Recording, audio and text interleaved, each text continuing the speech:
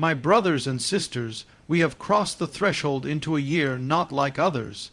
This is not a year of business as usual. This is 2025, a prophetic hinge, a year of convergence, and a time when the harbingers do not whisper. They roar. We stand at the gates of a storm, and the lightning has begun to flash. And when lightning strikes, it reveals. It illuminates the hidden things, the secrets, the altars built in darkness. It exposes both the idol and the altar, the sin and the sanctuary. And it is not a sign of destruction alone. It is the sign of decision. There are moments in the story of nations and of lives when the skies refuse to stay silent, when the heavens split open, not with gentle rain, but with a flash. A sudden violent illumination, the lightning, it comes in a moment without warning. It rends the darkness with a brilliance that cannot be ignored, and in that flash everything hidden is exposed. The lightning of God is not gentle. It is not subtle. It does not ask for permission. It cuts through deception like a sword of fire.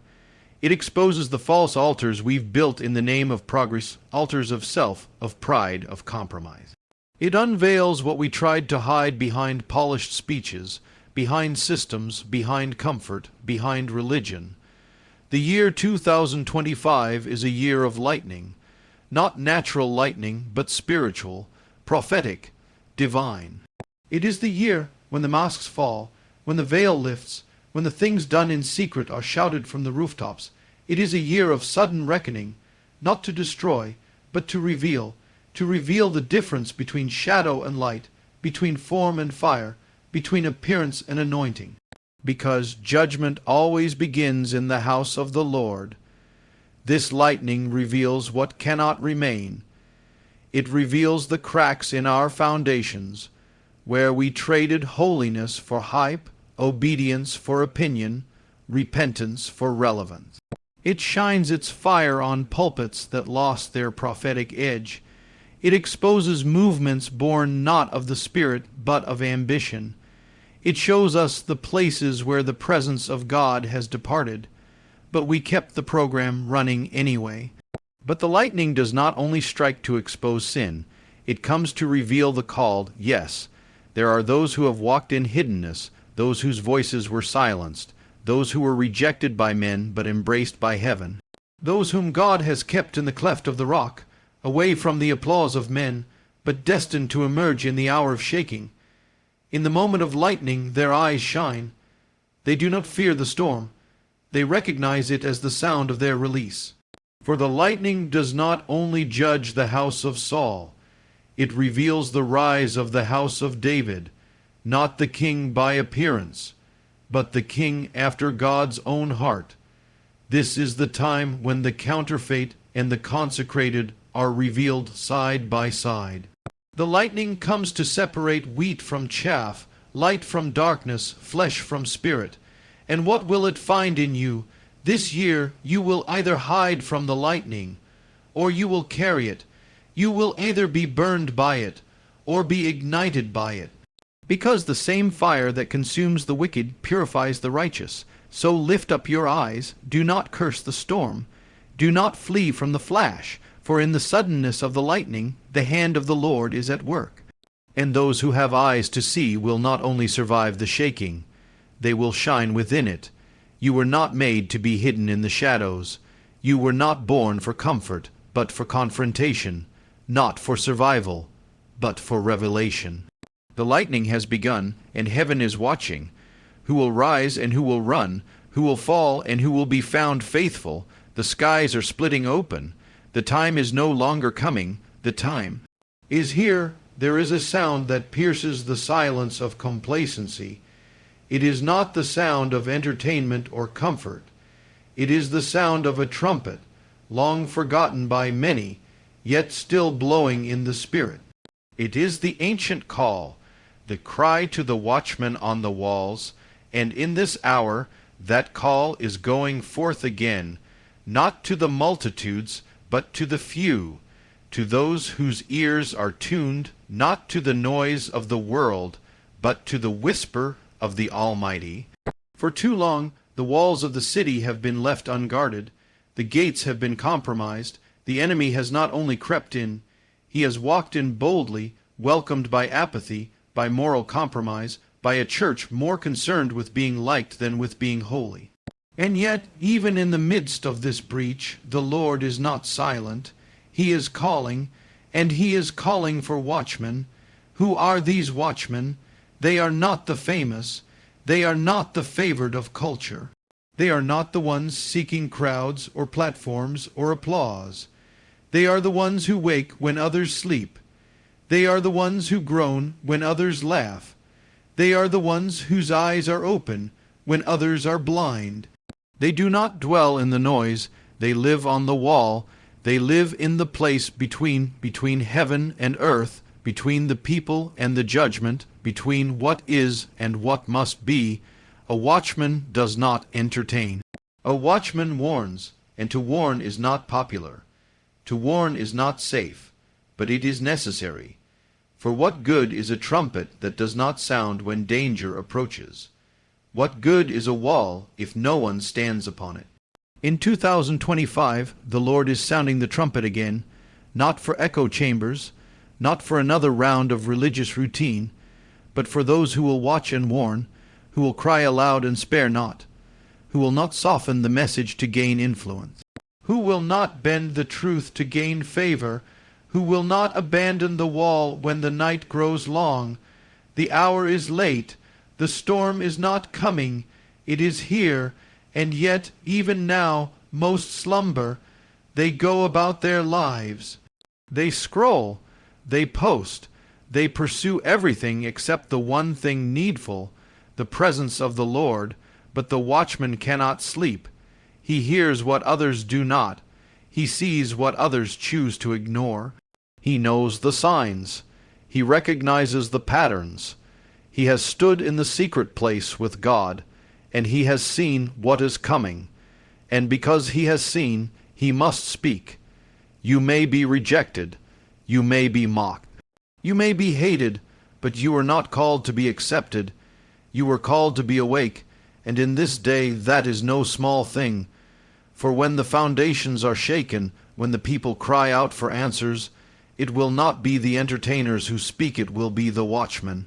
Those who have stood the long nights, those who have carried the burden when no one was watching, those who were faithful in the hidden places. When others sought influence, they sought intercession. When others built platforms, they built altars. You may feel alone, but you are not. Elijah thought he was the only one left, but God had 7,000 more who had not bowed the knee. The watchmen may seem scattered, but heaven knows their names.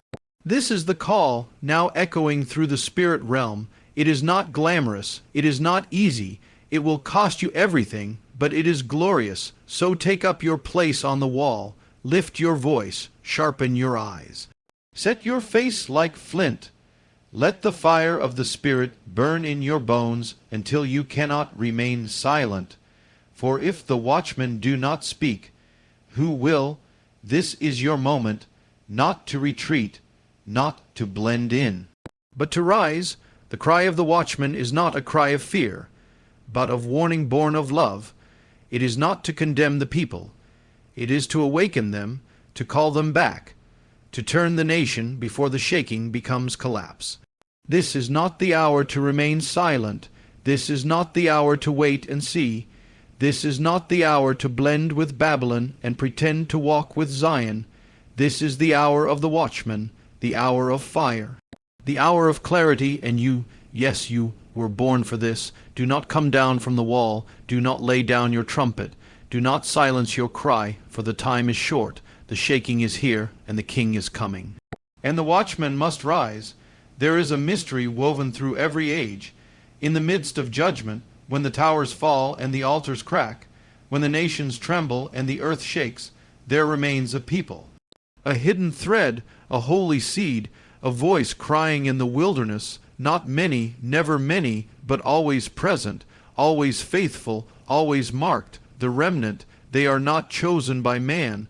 They are not anointed by culture. They are not crowned in public. They are formed in secret, in silence, in sorrow, in fire. They are not the ones you would expect. They are not robed in prestige or earthly glory, but their names are known in heaven. And their prayers shake the halls of kings. The remnant is the seed that survives the burning, the ember that does not go out, the whisper that continues when the thunder is gone. They are those who cannot be bought, who will not bow, who will not break under the pressure of the age. You may feel like you are wandering in obscurity, overlooked, misunderstood, set apart in a way that feels more like exile than calling. You may wonder if your obedience even matters, if your prayers are heard. If your tears are remembered, you may ask, Lord, why have you hidden me? But the Lord hides not what he forgets. He hides what he values. He hides his treasures in the cleft of the rock. He conceals his warriors until the hour of battle. He prepares his vessels in the wilderness, not in palaces, but in caves. He marks his remnant not with the approval of man, but with the fire of his Spirit. And now, in this moment, in this year, in this storm, the time of revealing draws near. The shaking is not meant to destroy the remnant.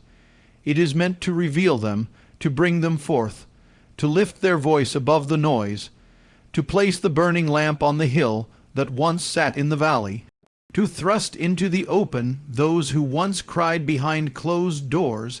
The world will not understand it, the church will not expect it, but heaven has been waiting for it. The remnant is not called to survive 2025. They are called to define it. They are the repairers of the breach, the restorers of the old paths, the intercessors who will not relent, the voices that refuse to echo Babylon, the dreamers who carry the blueprint of awakening. They are not bound by systems, not chained by tradition, not diluted by compromise.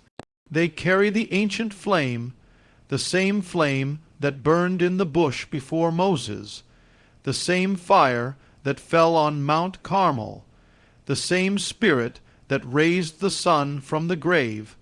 Do not despise your hidden season. Do not compare your path to others. The remnant walks a narrow road, one paved with surrender, sealed with tears, watered by the word. But that road leads to Zion. You were not meant to blend in, you were meant to burn. The remnant does not walk in fear. They are not tossed by the headlines, not shaken by the markets, not paralyzed by the culture. They have seen too much of God to be moved by the threats of men. They do not serve for reward. They do not live for comfort. They are here on assignment, and their time is now. When the earth quakes, the remnant stands. When the nations rage, the remnant prays. When others retreat, the remnant advances. They are few, but they are fierce, small in number, mighty in spirit, for their strength is not their own. Their wisdom does not come from man. Their power is not political. Their victory is not earthly. They live by a different wind, breathe a different air, see with different eyes, and now the Lord is calling them out of hiding, from the caves of discouragement, from the back rows of silence, from the wildernesses of waiting. The trumpet is sounding, the mantle is falling, the fire is spreading. 2025 is not merely another year. It is a gate, a threshold, a divine intersection, and those who have been hidden will now be unveiled.